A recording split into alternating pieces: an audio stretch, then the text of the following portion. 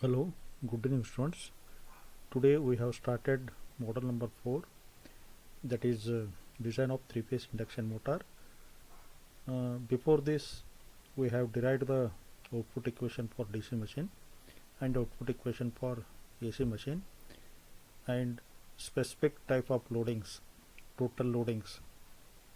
Hence these things are very basic things and which are becomes foundation or steps to go into design of three-phase induction motor.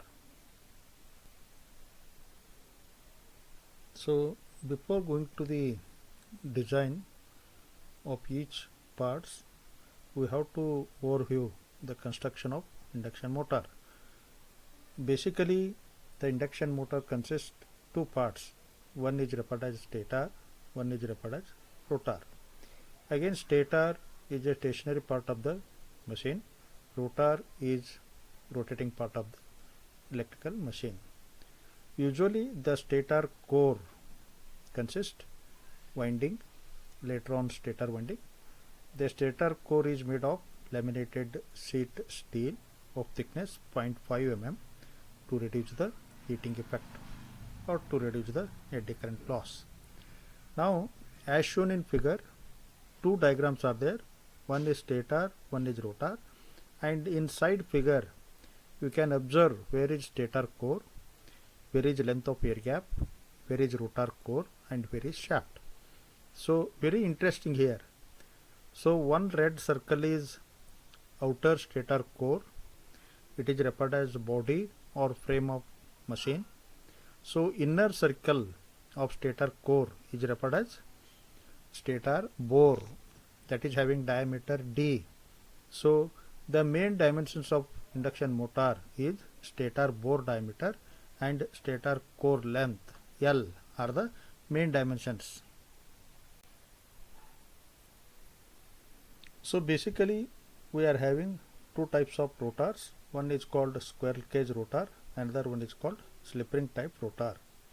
In again squirrel cage type of rotor, it mainly consists a rotor core, rotor conductors, because rotor carries very high current, hence the conductors is made of bars or strip, hence it is referred as rotor bars. These rotors bars are made of copper or aluminum. And another important part is end rings. End rings is also made by conducting material. These end rings are capped or braced at the both ends of the rotor conductors, hence it forms a closed electric circuit or short circuit of the rotor bar. When copper is employed as the rotor bars, then rotor slots, rotor bars are inserted in rotor slots and end rings are braced or capped. Similarly, in slip ring type of rotor, it also consists a core, it also consists a winding and slip rings and brushes. These are the main components. We have to know about the components of the different machines, then it creates a interest to go for design of that part. Hence the rotor core is made up of also laminated structure, and to reduce again eddy current loss or heating effect, it carries a three-phase winding. It is referred as rotor winding. So it is always star connected. One end of the each windings are connected to common point. It is also referred as star point. The other ends of the rotor windings are connected to the three slip rings. These slip rings are mounted on the shaft, which are insulated from each other. An arrangement is made on the slip rings. Carbon brushes are mounted. Hence, it provides the facility of connecting external resistance to rotor winding. In slip ring type of rotor, rotor resistance has low. Hence, we can't start the motor without adding external resistance. Hence, the external resistance is added to the rotor circuit via slip rings. Understand? So already we have derived the output equation for AC machine. Here the calculation steps we have to discuss before going to the problem, and some limitations of the parameters. So number one, Q in this relation we have taken as output. So while designing a induction motor, we have to calculate input kVA. So output kVA equal to C0 D square LNS in general. So here we have to calculate input kVA, Q equal to C0 D square LNS, equation 1. And where C0 is referred as output coefficient. Output coefficient equal to L1 times kWs B average AC into 10 to the power of minus 3. What do you mean by kWs? kWs is stator winding factor. B average specific magnetic loading. AC specific electric loading. You remember this is very well. C0 equal to L1. 3 stumps. Instead of 3, 1 you remove that. 2 stumps L1 kWs B average AC into 10 to the power of minus 3. So how we have to calculate input kVA next? Input kVA equal to first you convert Q into kilowatt. So given rating of machine kilowatt divided by efficiency into power factor. But in equation I shown here, given rating of machine is in HP. If it is given in HP, convert into kilowatt, multiply by 746. Top one is in kilowatt. If it is directly given kilowatt, we have to take kilowatt only. Okay. Q equal to kilowatt divided by efficiency into power factor. Very important relation. Next, efficiency and power factor. For squirrel cage induction motor, efficiency here is 70% to 91% and power factor 0.66 to 0.9. These are the things required. What is the existing design? How much maximum possible efficiency and possible power factor. Another important relation we have to know, choice of specific loadings. We are having two specific loadings. One is specific electric loading, another one is specific magnetic loading. So we have know that output Q equal to directly proportional to C0. C0 again directly proportional to B average and AC and speed. By knowing these values, we have to calculate either D square L or Q. Hence, here what is the value of specific electric loading? Choice. Hence, the choice of specific electric loading, that is AC, mainly depends on copper loss, temperature rise, voltage rating and overload capacity. By keeping these factors, you have to make the choice of AC. And its value also depends upon size of motor and mainly cooling facilities. In general, this AC value varies from 5000 to 45,000. In usually examination, the data are going to provide. If any data are missing, then you have to assume suitable value. Okay, this is the idea. Next, the choice of specific magnetic loading, that also depends on few factors. Those are power factor, iron loss and overload capacity. For 50 Hz machine in normal design, the BM varies from 0.3 to 0.6 Webers per meter square. If machine is designed with overload capacity, then higher B average can be used. It is around 0.65. So already you are knowing choice of flux density mainly depends in ferromagnetic material, that is 1.6 Webers per meter square without saturation in the magnetic circuit. Sir, sometimes a question may also come. Briefly discuss the factors effects on choice of specific electric loading in induction motor. Hence, in such question, first you write the factors affecting number 1 copper loss, number 2 temperature rise, number 3 voltage rating, number 4 overload capacity. In same fashion, it is also available in DC machine, it is also available in synchronous machine. You have to understand. Okay. Number 1, if AC increases, AC specific electric loading increases, so you write the expression AC is directly proportional to current flowing through conductor. Hence, if AC increases, current flowing through conductor increases. Current flowing through conductor increases, I square R loss increases.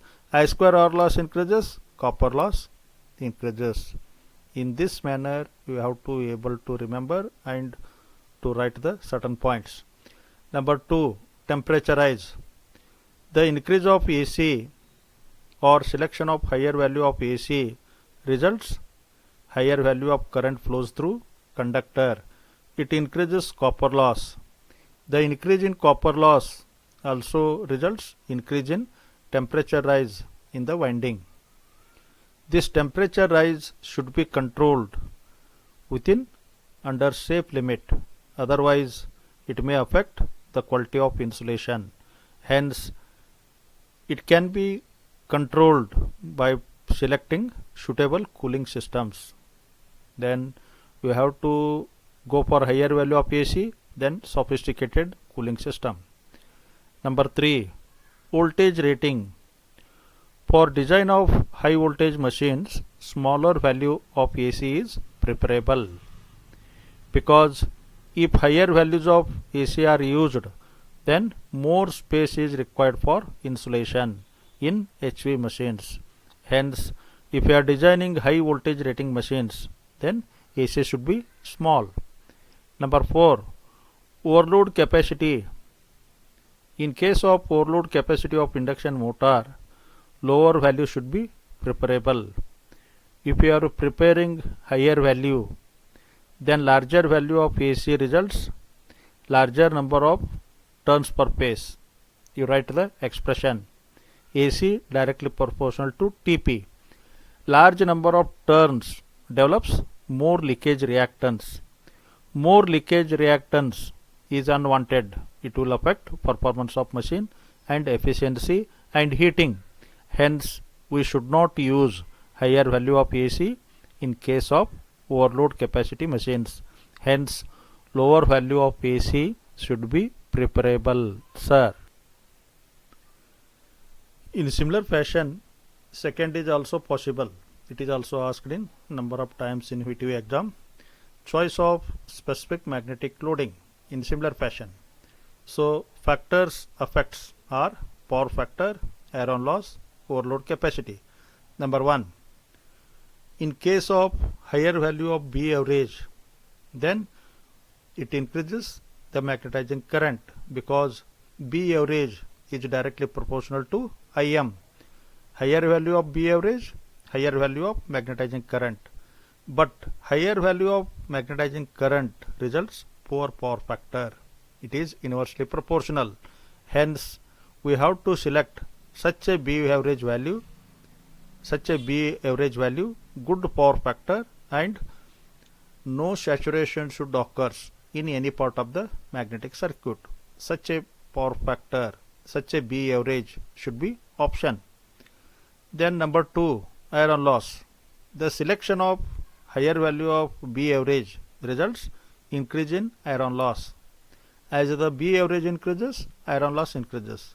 Hence, it will affect the efficiency of machine. If you are selecting higher value, then iron loss also increases.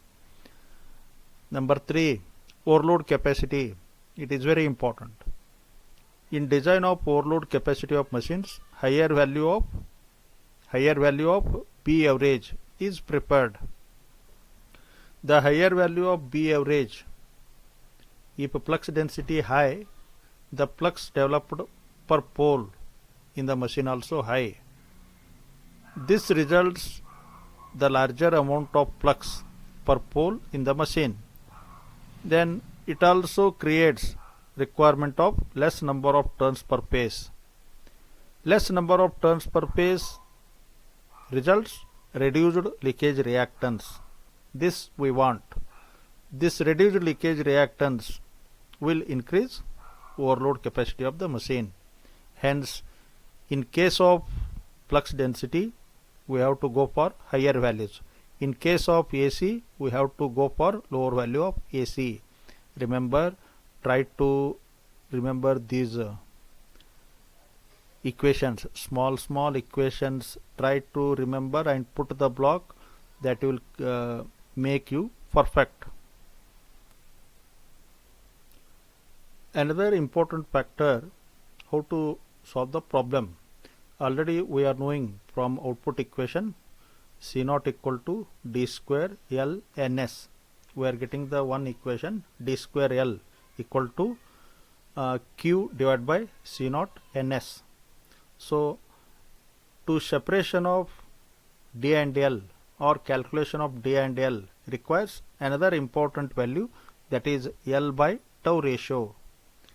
L is stator core length, tau is pole pitch.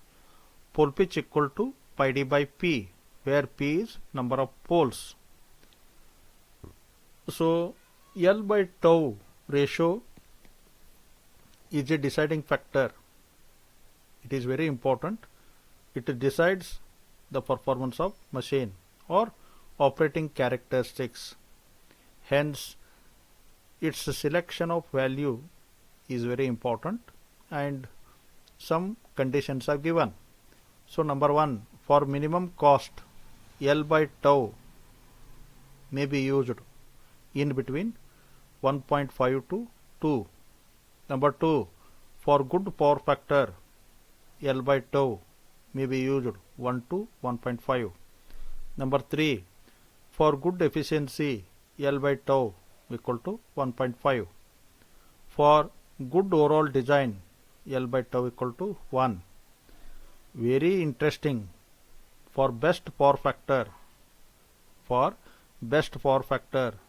equal to under square root of 0.18 times of L. You have to remember these values. In examination, any one condition may be mentioned. Getting the idea? Then you have to use this relation. This relation may be given or may not be given.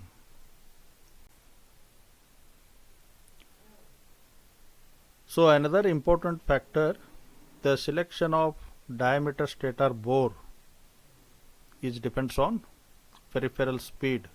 The finally selection value should be less than 60 meters per second.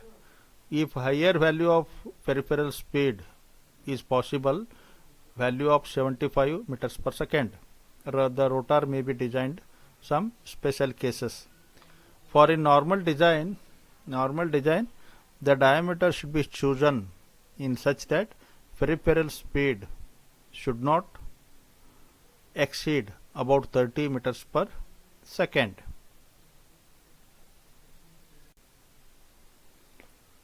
For your interest, we have to solve one problem. This creativity you can use in next time, and during the holiday you practice, all of you.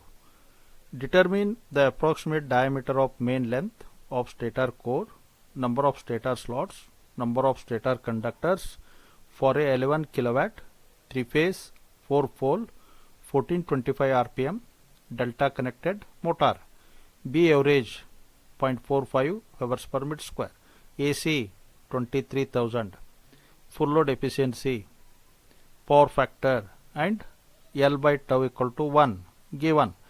We can go for later on design of stator. Here my interest is to solve only L and D, all of you. Okay, how the problem solved? Already you discussed the process. So you write down all of you data. all of you data in symbolic manner. Number 1, we have to calculate kVA input. Number 1, kVA input, Q equal to output is given, output divided by efficiency into power factor. So output is given L1, efficiency 0.85, power factor 0.88. So you are getting around 14.7 kVA. Number 2, synchronous speed Ns. Ns equal to 2F by P. 2F by P. Frequency is given, number of poles is given 25 RPS. kWs is not given. You can assume, you write assuming stator winding factor kWs as 0.95 or 0.96. Here assumed 0.955. So next, number 3, you calculate output coefficient. Output coefficient for AC machine equal to L1 times kWs B average AC into 10 to the power of minus 3. You substitute all the values, you are going to get C0 as 108.7. So after calculating these 3 factors, go to the output equation. We know that Q equal to C0 D square L Ns. Therefore, you develop the expression for D square L. D square L equal to Q divided by C0 into Ns. You substitute and frame the equation 1. D square L equal to 0.00054. It is in meter cube. Volume of material is meter cube. Then another factor should require. So L by tau, how much given? It is 1.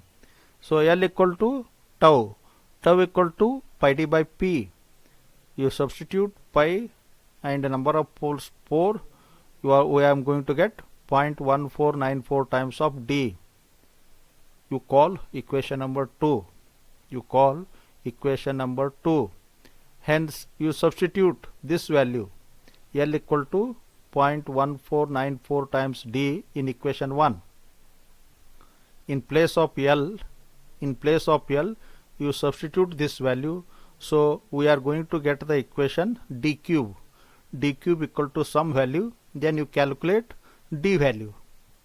This value becomes 0.19 meter.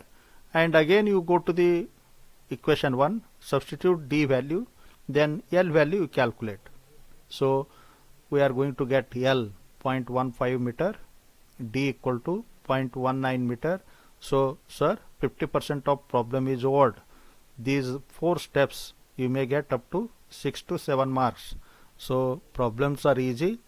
You practice 1 or 2 days. So practicing is very important in machine design. Thank you sirs to one and all.